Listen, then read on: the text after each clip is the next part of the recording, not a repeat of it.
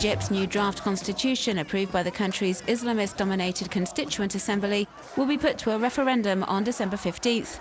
The document has been highly criticised by opposition activists who have taken to Tahrir Square and the web in recent days to protest against both the president, Mohamed Morsi, and this draft constitution.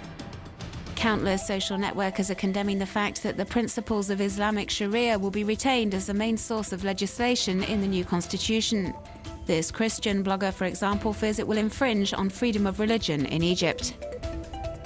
Others have been expressing concerns over discrimination against women. Heba Morief from the NGO Human Rights Watch says the document, written by a male assembly, no longer includes any explicit guarantee of women's rights. Activists say the draft constitution leaves the door wide open for military tribunals for civilians. At least 12,000 people have reportedly been tried before an Egyptian military court since the fall of the former regime, a practice that's been widely denounced across the country. And with less than 2 weeks to go before the referendum, opponents of the new constitution are wondering about the best strategy to adopt. Some say they'll vote against it, whilst others have already confirmed they will be boycotting the vote. A split this blogger thinks could well end up working in favour of Egypt's Islamist leaders.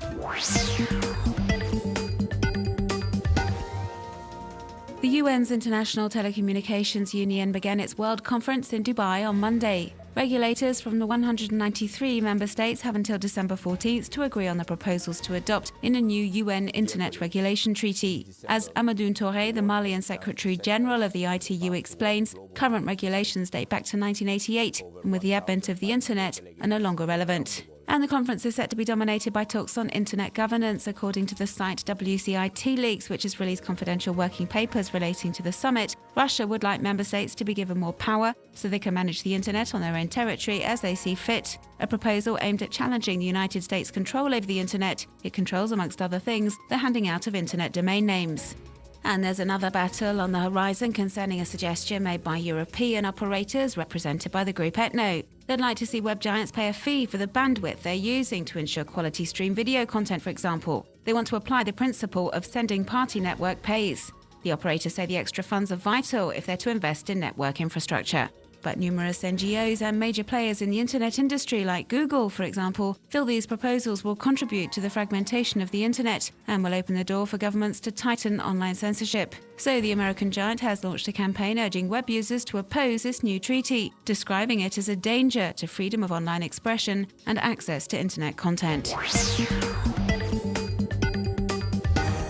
Monday's announcement that Prince William and his wife Kate are expecting their first child has set the internet abuzz, becoming one of the hottest topics on the web. Thousands of social networkers have shared their delight and congratulated the future parents under the hashtag #RoyalBaby. Countless members of the public and also more well-known faces like the British Prime Minister David Cameron and his Canadian counterpart Stephen Harper have inundated Twitter with messages for the royal couple. And although Kate Middleton's pregnancy has sparked great excitement on the web, the news has also inspired online comedians. Dozens of photo montages have found their way online, some more flattering than others, imagining what the royal baby or even Kate's bump will look like. Another very popular trending topic on social networks: what name will William and Kate choose for their baby? And once again, web users are coming up with all sorts of imaginative, sometimes wacky, ideas. Suggestions for a boy include Phoebo, Archaic, and Hercules. And then there's Obsolescence or Chanel if it's a girl. And finally, one web user has taken things one step further and set up a jokey Twitter account in the name of the royal fetus, posting messages for its future subjects and relating day-to-day life in the womb, describing how dark it is, for example. The account is already proving hugely popular. It was created on Monday and already has over 6,000 followers. Christmas is fast approaching, and as is the case every year, the US president's residence will be festively decorated. As we can see in this video recently posted online, this year Obama's dog, Bo, was in charge of inspecting the White House to ensure everything was in perfect order. You can check out this cute little clip in its entirety on the White House website.